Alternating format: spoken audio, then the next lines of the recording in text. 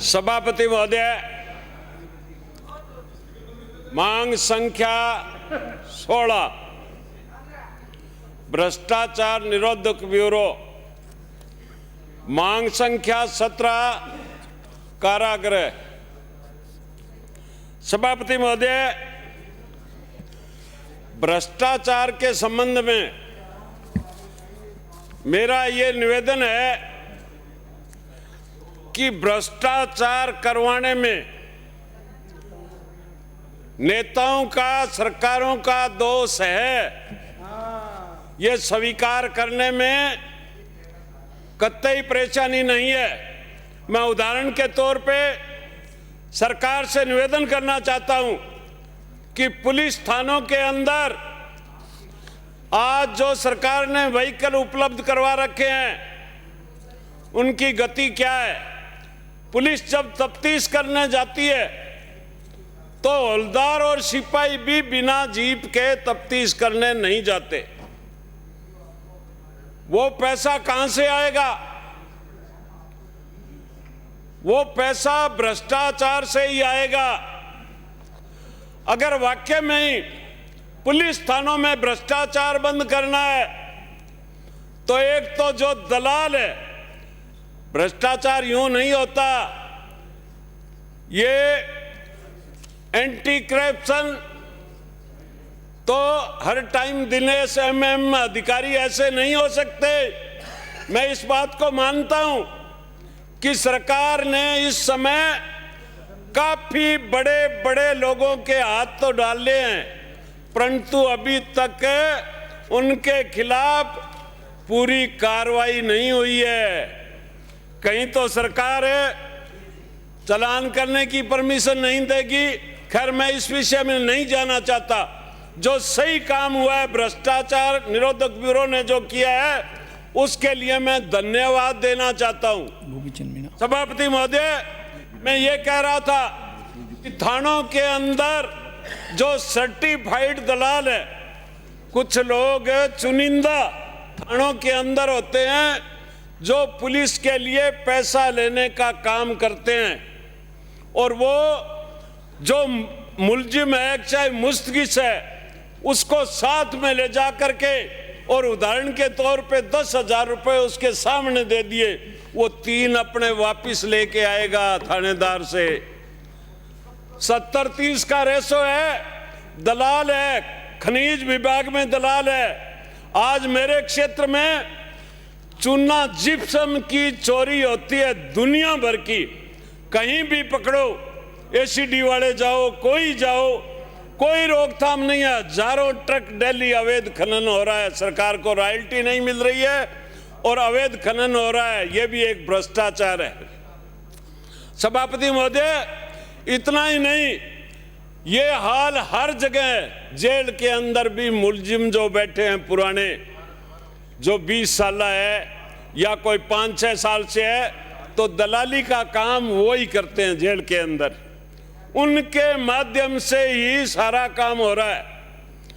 दलाल जो है वो जब तक रहेंगे तब तक भ्रष्टाचार बंद नहीं हो सकता।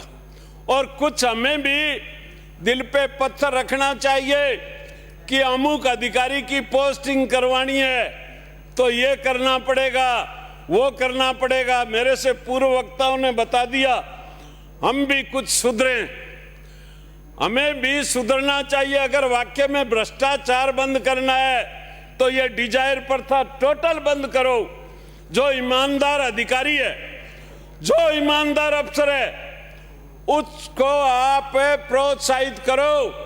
पूरे प्रांत के अंदर पता लग जाए कि फला आदमी ने ये कारण, जैसे मैं उदाहरण दे रहा हूं दिनेश एमएम, इस तरह के जो अधिकारी है उनको प्रोत्साहित करो ताकि पब्लिक में पता लगे कि ये फला अधिकारी कर्मचारी ईमानदार है।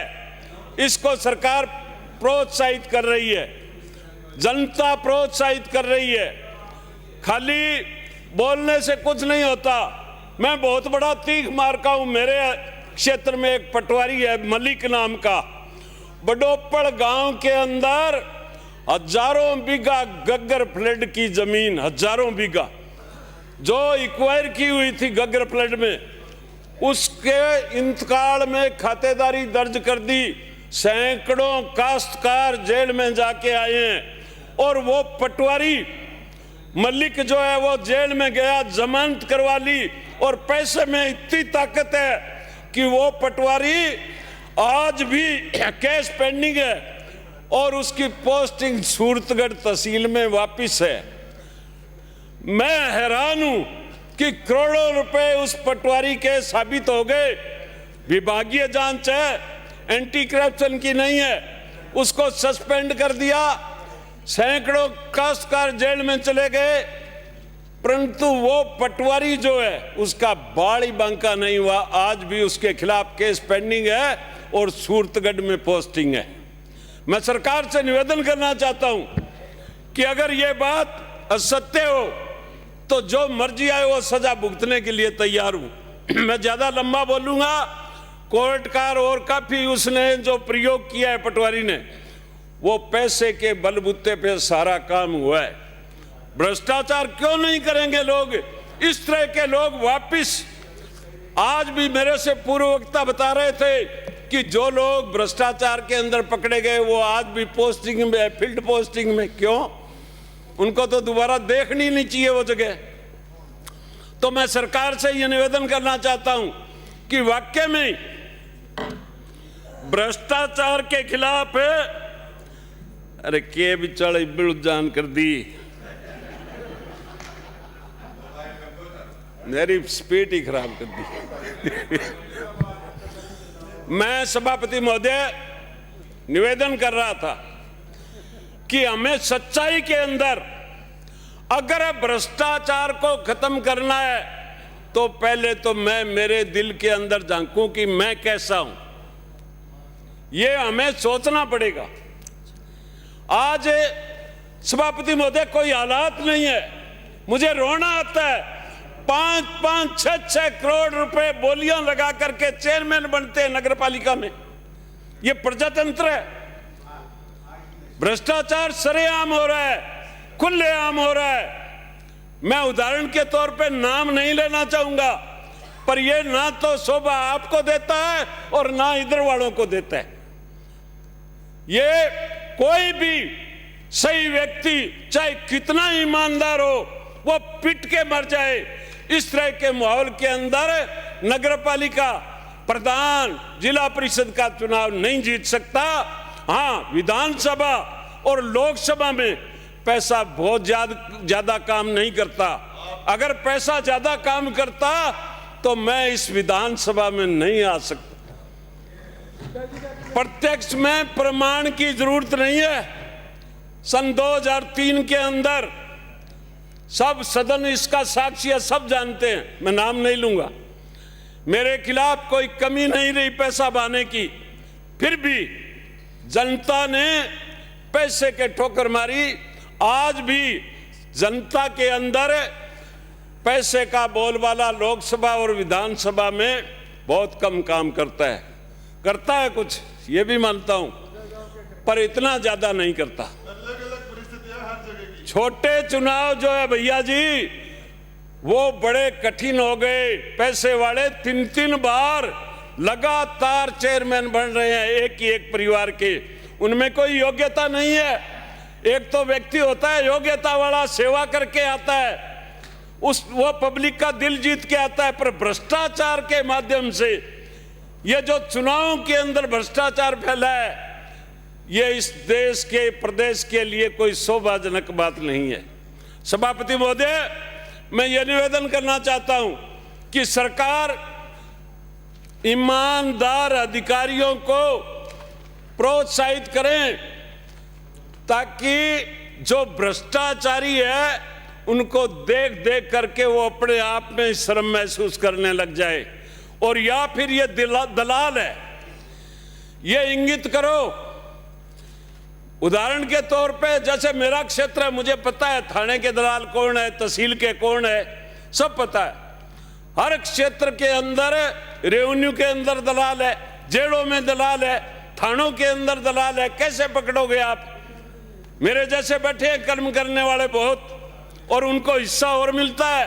ये 70-30 वाली बीमारी सुनी है क्या आपने? मैंने मेरी आंखों से देखी है। 30% दलाल के और 70 आगे वाले के, इस तरह की व्यवस्था चल रही है।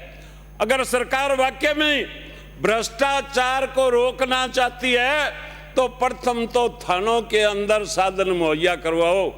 मंत्री जी का दौरा है, जयपुर से चले और नए नए मेरे जैसे बन जाए, QST पास करवा दो। अब QST करवा दिया, आगे थाने वाले, अब गाड़ियां है नहीं तो थाने वाले किसी बढ़िया आदमी के पास जाएंगे, अच्छी सी गाड़ी मांग के लाएंगे कि मंत्री जी का दौरा है, गाड़ी दो 2 दिन। अब वो 2 दिन गाड़ी देने वाला गलत काम करवाएगा, किससे? थानेदार जी से, पुलिस से।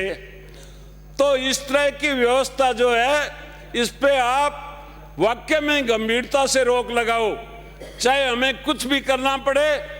दूसरा सोर्स, मुझे पता है पैसे की आवश्यकता है।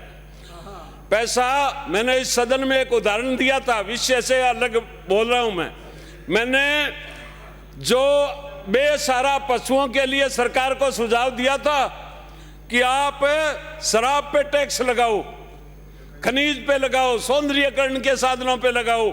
सरकार ने वो टैक्स लगा दिए सभापति महोदय, पर वो पैसा जहां लगना चाहिए था वहां नहीं लगा। मेरा कहने का भावार्थ है, आप इनमें सुधार करने के लिए पुलिस थानों में कोई टैक्स लगाओ, कुछ ही करो। और उस समय विपक्ष ने आपको ये कहा था कि आप पूरा टैक्स लगाओ, ये इंतजाम करो। विपक्ष आपके साथ है, ये कहा था माननीय गुलाब जी ने। कृपया समाप्त करें। समापति है साहब, मारो तो यही हुआ है। हो गया समाप्त। समाप्त करें, समाप्त करें।